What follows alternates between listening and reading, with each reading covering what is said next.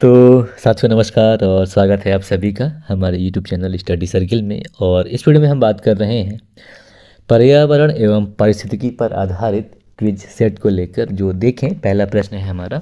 पहला प्रश्न है कि सतत कार्बनिक प्रदूषकों या पीओपीएस पॉप्स यानी कि परसिस्टेंट ऑर्गेनिक पॉल्यूटेंट्स के संबंध में निम्नलिखित कथनों पर विचार करें। पहला कथन है कि स्थायी कार्बनिक प्रदूषकों या सतत कार्बनिक प्रदूषकों में लंबी दूरी तक पर्यावरण में फैलने या LERT यानी कि लॉन्ग रेंज इन्वायरमेंटल ट्रांसपोर्ट का गुण होता है। दूसरा कथन है कि पीओपी के संपर्क में आने पर, मतलब पीओपी के संपर्क में आने से कैंसर और प्रतिरक्षा प्रणाली से संबंधित बीमारियां हो सकती हैं। तीसरा कथन है कि जैसे जैसे हम खाद्य श्रृंखला में ऊपर बढ़ते हैं पीओपी की सांद्रता कम होती जाती है, इसलिए खाद्य श्रृंखला के शीर्ष पर मौजूद जानवरों में इन रसायनों की सांद्रता सबसे कम होती है।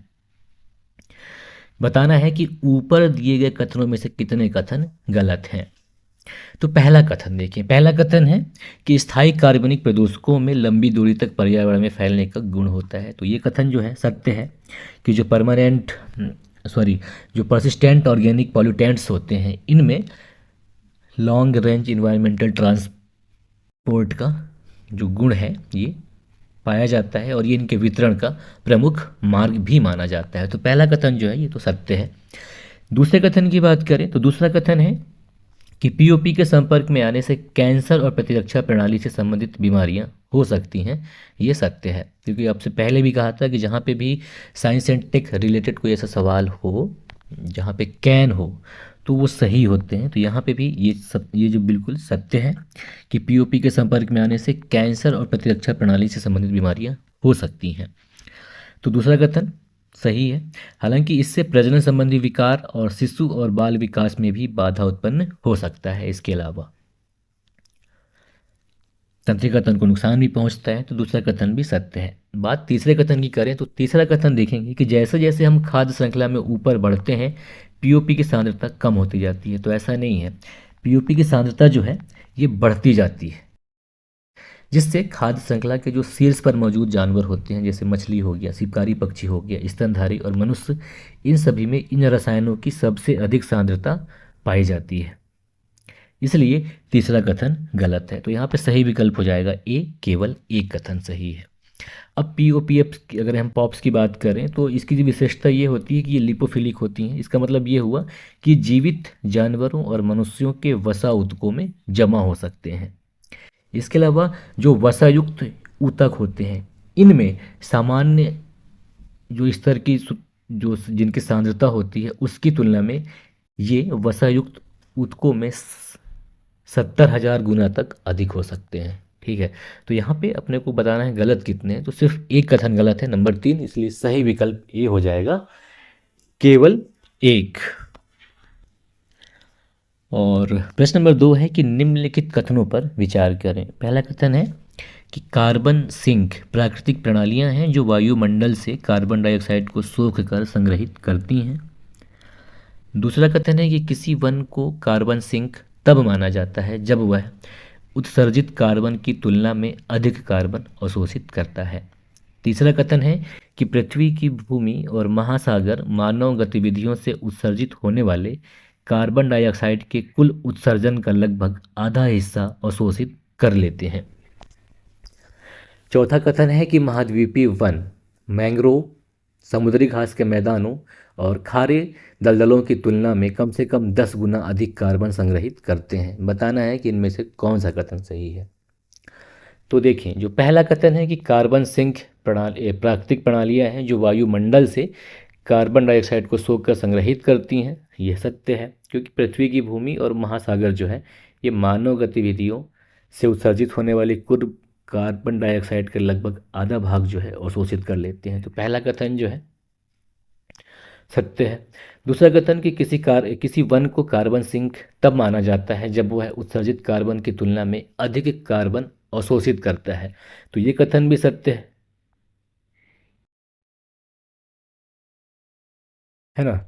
और इस वर्तमान समय में समस्या ये है कि जो अमेजन वर्षा वन है ये भी अब कार्बन डाइऑक्साइड को अवशोषित करने के बजाय उत्सर्जित कर रहा है। अब तीसरे कथन की बात करें कि पृथ्वी की भूमि और महासागर मानव गतिविधियों से उत्सर्जित होने वाले कार्बन डाइऑक्साइड के कुल उत्सर्जन का लगभग आधा हिस्सा अवशोषित कर लेता है, ये भी सत्य है ना। तो पहला, दूसरा, तीसरा कथन सत्य है। और चौथे कथन की बात करें, चौथा कथन है कि महाद्वीपीय वन मैंग्रोव समुद्री घास के मैदानों और खारे दलदलों की तुलना में कम से कम 10 गुना अधिक कार्बन संग्रहित करते हैं। तो ये कथन गलत है, क्योंकि होता क्या है कि जो असल में जो मैंग्रोव वन होते हैं, समुद्री घास के मैदान और जो खारे दलदल हैं, ये क्या करते हैं, महाद्वीपीय वनों की तुलना में कम से कम 10 गुना अधिक कार्बन संग्रहित करते हैं। ठीक है, तो यहाँ पे 1, 2, 3 सही है, इसलिए सही विकल्प सी हो जाएगा, केवल 1, 2 और 3। अब प्रश्न नंबर 3 देखेंगे हम। प्रश्न नंबर 3 है कि निम्नलिखित कथनों पर विचार करें। कार्बन पृथक्करण वायुमंडल में मौजूद कार्बन डाइऑक्साइड को पकड़ने और संग्रहित करने की प्रक्रिया है। दूसरा कथन है कि प्रकाश संश्लेषण के दौरान जंगलों और अन्य स्थलीय वनस्पतियों द्वारा कार्बन डाइऑक्साइड का अवशोषण कार्बन पृथक्करण के तरीकों में से एक है। तीसरा कथन है कि वह क्षेत्र जो कार्बन उत्सर्जन की तुलना में अधिक कार्बन अवशोषित करता है उसे कार्बन सिंक माना जाता है। तो पहला कथन सही है, दूसरा सही है, तीसरा भी सही है, तो यहाँ पे सही विकल्प डी हो जाएगा, 1, 2 और 3। अब कार्बन पृथक्करण की बात करें तो कार्बन पृथक्करण जो है ये वैश्विक कार्बन चक्र का एक महत्वपूर्ण हिस्सा है, क्योंकि यह वायुमंडलीय कार्बन डाइऑक्साइड को ग्रहण करने और संग्रहित करने का एक तरीका है या प्रक्रिया है। और ऐसा तब होता है जब वन और अन्य स्थलीय वनस्पतियाँ जो हैं प्रकाश संश्लेषण के समय कार्बन डाइऑक्साइड को अवशोषित करती हैं। ठीक है, तो यहाँ पे तीनों सही है, सही विकल्प डी हो जाएगा, 1, 2 और 3। प्रश्न नंबर 4 देखेंगे हम। प्रश्न नंबर 4 है कि कम्युनिटी रिजर्व या सामुदायिक आरक्षित क्षेत्र, कम्युनिटी रिजर्व के संबंध में निम्नलिखित कथनों पर विचार करें। पहला कथन है कि सामुदायिक आरक्षित क्षेत्र की स्थापना पर्यावरण संरक्षण अधिनियम 1986 के अंतर्गत की गई है। दूसरा कथन कि यदि स्थानीय लोग संरक्षण प्रयासों में भाग लेने के इच्छुक हों तो कोई भी राज्य सरकार सामुदायिक स्वामित्व वाले वन क्षेत्र को सामुदायिक आरक्षित क्षेत्र घोषित कर सकती है। तीसरा कथन है कि सामुदायिक आरक्षित क्षेत्रों को राष्ट्रीय उद्यानों और वन्यजीव अभयारण्यों के समान ही कानूनी संरक्षण प्राप्त है। बताना है कि ऊपर दिए गए कथनों में से कितने कथन गलत हैं। तो देखें, पहला कथन कि सामुदायिक आरक्षित क्षेत्र की स्थापना पर्यावरण संरक्षण अधिनियम 1986 के अंतर्गत की गई है, तो ऐसा नहीं है, पहला कथन गलत है। दूसरा कथन ये सत्य है, तीसरा ये भी सही है, तो गलत सिर्फ एक है, इसलिए सही विकल्प ए हो जाएगा, केवल एक, यानी कि पहला कथन गलत है। ठीक है, अब देखेंगे हम प्रश्न नंबर 5। प्रश्न नंबर 5 है कि पक्षियों के प्रवास के संबंध में निम्नलिखित कथनों पर विचार करें। पहला कथन है कि पक्षियों का प्रवास एक नियमित मौसमी आवागमन है जो एक निश्चित मार्ग पर प्रजनन और शीतकालीन आवासों के बीच होता है। दूसरा कथन है कि प्रवासी पक्षी सूर्य और तारों से मिलने वाले खगोलीय संकेतों, पृथ्वी के चुंबकीय क्षेत्र और मानसिक मानचित्रों का उपयोग करके दिशा का पता लगाते हैं। बताना है इनमें से कौन से कथन सही हैं। तो यहाँ पे पहला और दूसरा दोनों कथन सत्य हैं, क्योंकि जो पक्षियों का प्रवास है एक नियमित मौसमी आवागमन है जो कि अक्सर प्रजनन और शीतकालीन आवासों के बीच एक ही मार्ग पर उत्तर और दक्षिण की ओर होता है। इसके अलावा ये जो उत्तर और दक्षिण के बीच जो प्रवासी होता है यह मुख्य रूप से उत्तरी गोलार्ध में होता है, जहाँ पर भूमध्य सागर या कैरेबियन सागर जैसी प्राकृतिक बाधाओं द्वारा पक्षियों को विशिष्ट मार्गों पर निर्देशित किया जाता है। और एक आर्कटिक टर्न पक्षी है जो कि लंबी दूरी के प्रवास के लिए जाना जाता है, जो हर साल आर्कटिक के प्रजनन स्थलों और अंटार्कटिका के बीच यात्रा करता है ना। और ये जो प्रवासी पक्षी होते हैं ये सूर्य और तारों से प्राप्त जो खगोलीय संकेत होते हैं उसके साथ ही साथ जो पृथ्वी का चुंबकीय क्षेत्र है और जो वो अपने माइंडसेट में मानचित्र बनाए रखते हैं उसका उपयोग करके दिशा का पता लगाते हैं। तो यहाँ पे दोनों सही हैं, तो सही विकल्प सी हो जाएगा, 1 और 2 दोनों। अब प्रश्न नंबर 6 देखेंगे हम। प्रश्न नंबर 6 है कि जिम कॉर्बेट नेशनल पार्क के संबंध में निम्नलिखित कथनों पर विचार करें। पहला कथन है कि जिम कॉर्बेट राष्ट्रीय उद्यान भारत और एशिया का पहला राष्ट्रीय उद्यान है। दूसरा कथन है कि यह प्रोजेक्ट टाइगर पहल के अंतर्गत आने वाला पहला प्रोजेक्ट था।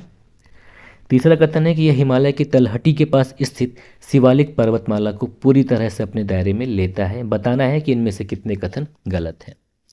पहला कथन देखेंगे तो पहला कथन है कि जिम कॉर्बेट राष्ट्रीय उद्यान भारत और एशिया का पहला राष्ट्रीय उद्यान है। तो जिम कॉर्बेट राष्ट्रीय उद्यान जो कि 1936 में इसे राष्ट्रीय उद्यान बनाया गया था भारत का, और यह एशिया का भी पहला राष्ट्रीय उद्यान के रूप में स्थापित था। इसका नाम उस समय हैली राष्ट्रीय उद्यान या हैली नेशनल पार्क रखा गया था। फिर जब देश हमारा आज़ाद हुआ तो आज़ादी के कुछ समय बाद इसका नाम बदलकर रामगंगा राष्ट्रीय उद्यान कर दिया गया, जो इससे बहकर होने वाली नदी रामगंगा नदी बहती है उसके नाम पर था। फिर सन 1956 में इसका नाम बदलकर कॉर्बेट राष्ट्रीय उद्यान कर दिया गया। तो पहला कथन जो है ये सत्य है। दूसरा कि यह प्रोजेक्ट टाइगर पहल के अंतर्गत आने वाला पहला प्रोजेक्ट था, तो ये भी सत्य है, क्योंकि ये जो टाइगर मतलब जो नेशनल पार्क है यह पहाड़ी घास के मैदानों और नदियों से युक्त जगह है जो कि बाघों के लिए आदर्श क्षेत्र है। और जब सन 1973 में यहीं से प्रोजेक्ट टाइगर की शुरुआत हुई थी, और उस समय यानी कि जब यह प्रोजेक्ट टाइगर योजना मतलब प्रोजेक्ट टाइगर लॉन्च की गई थी, तो वहाँ पे उस समय बाघों की संख्या 163 थी। और यह किसी भी बाघ अभ्यारण्य में बाघों की सबसे बड़ी आबादी और देश में बाघों के उच्चतम घनत्व में से एक होने का गौरव रखता है। ठीक है, तो दूसरा कथन भी सत्य है। तीसरे कथन की बात करें कि यह हिमालय की तलहटी के पास स्थित शिवालिक पर्वतमाला को पूरी तरह से अपने दायरे में लेता है, तो ये कथन सत्य नहीं है, क्योंकि ये जो जिम कॉर्बेट राष्ट्रीय उद्यान है ये नैनीताल के पर्यटक स्थल के पास स्थित है, न कि शिवालिक पर्वतमाला। तो तीसरा कथन गलत है। बल्कि राजा जी राष्ट्रीय उद्यान है जो कि बाघ अभ्यारण्य भी है, ये हिमालय की तलहटी के पास स्थित शिवालिक पर्वतमाला को अपने दायरे में लेता है। और जो ये जिम कॉर्बेट नेशनल पार्क है यह नैनीताल के पास स्थित है। तो तीसरा कथन गलत है। और बताना है गलत कितने कथन है, तो सिर्फ एक कथन गलत है, इसलिए सही विकल्प यहाँ पे ए हो जाएगा, केवल एक। अब प्रश्न नंबर 7 देखेंगे। तो प्रश्न नंबर 7 की बात करें। प्रश्न नंबर 7 है कि एरोसोल के संबंध में निम्नलिखित कथनों पर विचार करें। पहला कथन है कि एरोसोल गैसीय वातावरण में निलंबित ठोस कण होते हैं। दूसरा कथन है कि एरोसोल वायुमंडल की निचली परतों जो कि 1.5 किलोमीटर से कम हो में ही पाए जाते हैं, क्योंकि एरोसोल के स्रोत पृथ्वी की सतह पर स्थित होते हैं। नंबर 3 कि वे वायुमंडलीय रासायनिक संरचना को प्रभावित करते हैं। बताना है कि इनमें से कौन से कथन सही हैं। तो देखिए, पहला कथन है कि एरोसोल गैसीय वातावरण में निलंबित ठोस कण होते हैं, तो ये तो सत्य है। दूसरा कि एरोसोल वायुमंडल की निचली परतों में ही पाए जाते हैं, तो ऐसा नहीं है कि मतलब सिर्फ वहीं पाए जाते हैं, क्योंकि हालांकि वायुमंडल में ये कण जो हैं मुख्य रूप से वायुमंडल की निचली परतों में स्थित होते हैं, क्योंकि जो एरोसोल हैं इसके स्रोत स्थलीय सतह पर स्थित होते हैं। लेकिन कुछ खास प्रकार के एरोसोल भी होते हैं जो कि समताप मंडल में भी पाए जा सकते हैं।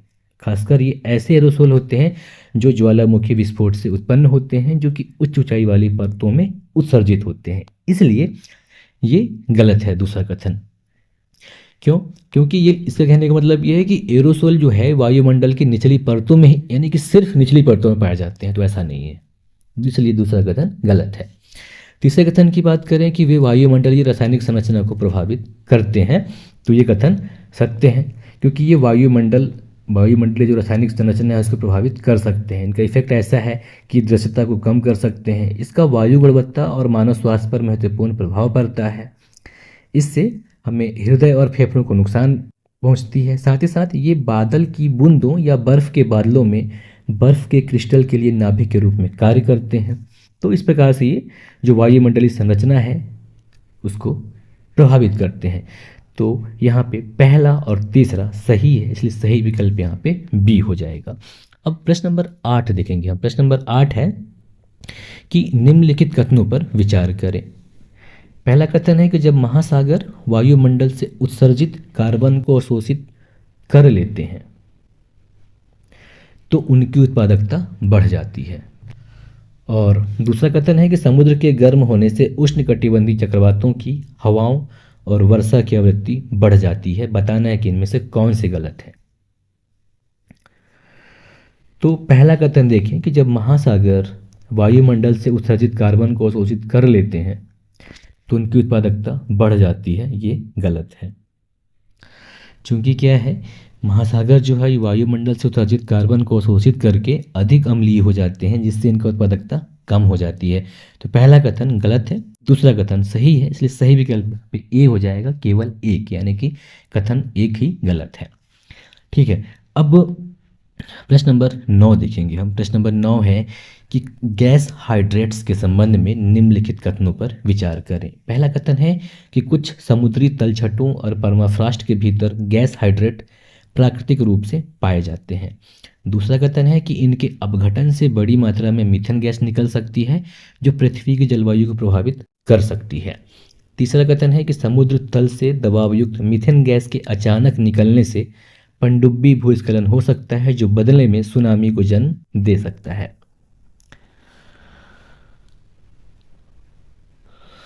तो हमें यहाँ बताना है कि कौन से सही है। तो पहले हम गैस हाइड्रेट्स की बात कर लें। तो असल में जो गैस हाइड्रेट होते हैं सामान्यतः ये मीथेन से बनते हैं, जिनके कारण गैस हाइड्रेट को मीथेन हाइड्रेट कहा जाता है। और इसी वजह से ये जो मीथेन हाइड्रेट है इसे गैस हाइड्रेट भी कह दिया जाता है, यानी कि मीथेन हाइड्रेट को ही गैस हाइड्रेट कहा जाता है।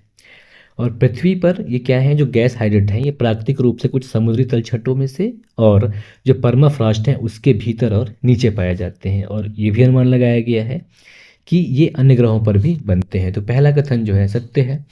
दूसरा कि इनके अपघटन से बड़ी मात्रा में मीथेन गैस निकल सकती है जो पृथ्वी की जलवायु को प्रभावित कर सकती है, ये कथन सत्य है। और ये जो मीथेन गैस निकलती है क्योंकि ग्रीन हाउस गैस है और पृथ्वी की जलवायु को प्रभावित कर सकती है। और तीसरा कथन ये भी सत्य है क्योंकि कैन वाली बात हो रही है यहाँ पे। तो यहाँ पे सही विकल्प डी हो जाएगा कि ये तीनों कथन सत्य हैं। तो साथियों ये था हमारा पर्यावरण एवं पारिस्थितिकी पर आधारित क्विज सेट। इस वीडियो में इतना ही। नमस्कार, जय।